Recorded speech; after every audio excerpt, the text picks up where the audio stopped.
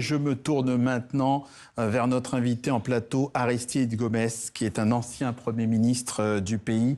Votre regard est donc très intéressant. Bonsoir et bienvenue.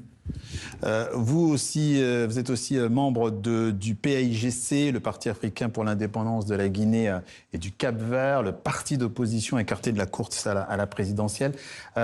D'abord, quelle est votre réaction à tout ce chamboulement, à cette nouvelle configuration politique? Est-ce que c'est un vrai coup d'État, selon vous?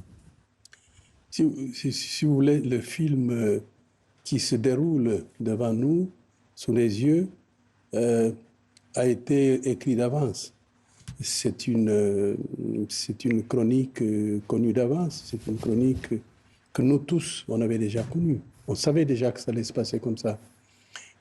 Commençons par les hommes, les acteurs. Tous les acteurs sont des militaires et des civils, dans le cas du nouveau Premier ministre et ministre des Finances, sont tous des gens qui avaient été choisis par Embalo et qui ont accompagné Embalo, qui ont été promus par Embalo pendant les 6 années de son pouvoir. Donc ce ne sont pas des gens qui sont étranges au système que nous avons connu, au régime autoritaire que nous avons connu, voire même totalitaire, au régime de l'arbitraire qui n'a jamais respecté la législation constitutionnelle et d'autres établies. Et voilà, donc ce sont ces hommes-là qui sont en train d'exercer le pouvoir. Et revenons pour les faits. Pour les faits, reprenons par exemple le discours de ce nouveau pouvoir. C'est un discours qui n'attaque jamais les années d'Embalo. Donc pour vous, ce sont des indices? Ce sont des indices. Quand l'opposant Fernando Dias accuse effectivement le président Embalo d'avoir organisé lui-même ce coup d'État, donc vous souscrivez à cette hypothèse? Moi, je vais plus loin, je reprends les faits, et je ne prends que les faits. Par exemple, l'ancien président du Nigeria, Jonathan, qui était avec sa fondation à Bissau et qui a participé dans ce processus, dans le suivi du processus, il a donné une interview très intéressante où il dit que le président a annoncé le putsch avant même que les putschistes interviennent à la presse. Il a annoncé avec ses 2 portables, il a appelé les chefs d'État, il a appelé des organes de presse étrangères, notamment le Jeune Afrique, qui a écrit sur ça. Donc, il a donné des conférences de presse et il a même organisé sa sortie. Il a négocié sa sortie avec un certain nombre de chefs d'État, amis. Le président du Congo, Brazzaville, il a fait tous les contacts qu'il devait faire. Aristide Gomes. C'est après que les militaires interviennent pour annoncer. En attendant, Umaro Sissoco Embalo, le président destitué, eh bien, il est arrivé dès hier, jeudi, au Sénégal, un vol spécialement affrété par la CEDEAO, une arrivée chez le voisin du Nord qui suscite donc beaucoup de réactions et d'interrogations. Le point à Dakar avec Clément Bonnereau. Selon un communiqué du ministère sénégalais des Affaires étrangères, Umaro Sissoco Embalo a voyagé à bord d'un aéronef affrété par le gouvernement sénégalais. Il est arrivé à Dakar jeudi, tard dans la soirée, je cite, sain et sauf. Sa localisation exacte n'est pour l'instant pas connue.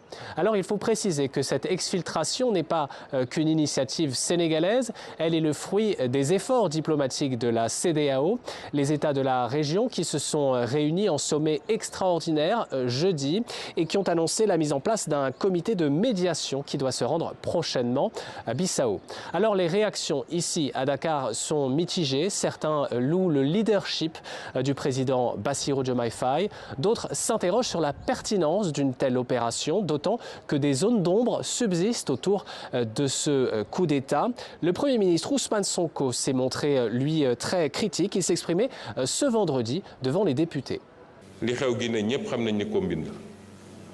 Ce qui s'est passé en Guinée est une combine injustifiée. Pour faire court, je demande premièrement de finaliser le processus et la Commission doit annoncer le vainqueur. Les personnes arrêtées, dont Domingos Simoes Pereira, qui n'était même pas candidat et qui a été arrêté et n'a même pas pu accéder à ces médicaments, doivent être relâchés. Le Premier ministre sénégalais a également évoqué la CEDEAO, une organisation qu'il a plusieurs fois critiquée justement pour sa gestion des crises régionales. Vous savez déjà ce que j'en pense, a-t-il déclaré. Aristide Gomes, vous entendez Ousmane Sonko, le Premier ministre sénégalais, qui parle de combine injustifiée. Ça vous conforte dans ce que vous pensez? Exactement, ça correspond exactement aux faits que je venais d'annoncer. Et je rajoute à ces faits-là d'autres faits qui ont traversé les 6 années du pouvoir de Sissoko. C'est-à-dire c'est quelqu'un qui a tout fait pour organiser des élections à sa manière pour qu'il puisse se faire réélire. Il a destitué l'Assemblée nationale avant même que cette Assemblée complète les 12 mois établis dans la Constitution, etc., pour qu'elle puisse être éventuellement dissoute. Il a manipulé la Cour suprême. Il a commencé par manipuler les élections à la Cour suprême, parce qu'en Guinée-Bissau, les magistrats de la Cour suprême ne sont pas nommés, ils sont élus de par leur père. Il a manipulé cela. Il a organisé, il a tout fait pour que cette Cour élimine ses principaux opposants, avant même que la Cour siège. On a en tout cas compris un peu l'idée que vous voulez développer ici. Néanmoins, contrôler dans votre hypothèse, contrôler le pays à distance, ce serait ça cette tactique. Est-ce que ce serait de tout geler pour refaire des élections dans un an? C'est pas un peu risqué comme fonctionnement? C'est risqué, mais si vous voulez, ça serait le scénario le pire. Parce que le premier scénario, c'était pas ça. Le premier scénario, c'est qu'on arrête les opposants tels que lui, il avait déjà promis pendant la campagne électorale. Parce que pendant la campagne électorale, il avait dit que le vote serait le 23, mais le 24, il allait arrêter les principaux opposants en les accusant de coup d'État. Donc, le premier scénario, le scénario optimal dans sa perspective, c'était qu'on invente ce coup, qu'on arrête les opposants, mais quelques temps après, au cas où il ne gagnait pas, parce que lui, il savait qu'il ne gagnait pas. Effectivement, alors c'est votre responsabilité. Aristide Gomes, j'ai envie de vous poser quand même cette question. Voilà. Que compte faire maintenant votre mouvement, le PAIGC? Il n'y a pas que le PAIGC, si vous voulez. C'était une coalition qui était derrière le candidat Fernando Diaz. Que compte faire? Il faut compter surtout sur la participation populaire, telle qu'elle s'est exprimée pendant le vote. Donc, c'est ce mouvement qui doit prendre le bras, le dossier, n'est-ce pas, qui doit s'approprier de cette situation et qui doit manifester pour que la justice électorale puisse être une réalité. Les résultats devaient être publiés hier, jeudi. Oui. Est-ce que vous souhaitez toujours que ces résultats soient publiés? C'est ça qui est fondamental. C'est la première chose qu'il faut faire. La mission de la CEDEAO devrait, et moi je pense que la mission va dans ce sens, comme objectif, c'est de faire publier les résultats. Pour vous, ça clarifierait la situation? Exactement, puisque les résultats sont là, on ne peut pas le nier. Tout le monde, c'est-à-dire tous les participants aux élections, avaient leurs représentants dans la Commission nationale des élections, du bureau de vote au sommet de la commission. Donc tout le monde a des PV aujourd'hui. Et les PV sont consensuels. Dans chaque bureau de vote, on compte les voix publiquement, on signe les PV, tous les représentants signent les PV. Au cas où un représentant ne serait pas d'accord, un représentant d'un candidat ou d'un parti politique ne serait pas d'accord pour signer, le PV ne serait pas valable. Donc il n'y a pas eu de contestation, tout le monde a signé.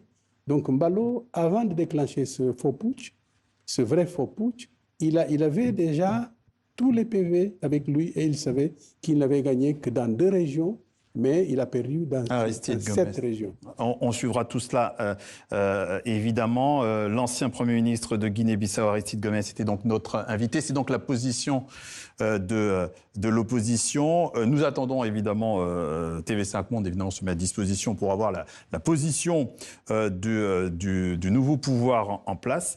Merci. Merci à vous d'être passé par notre journal Afrique sur TV5 Monde. Merci beaucoup.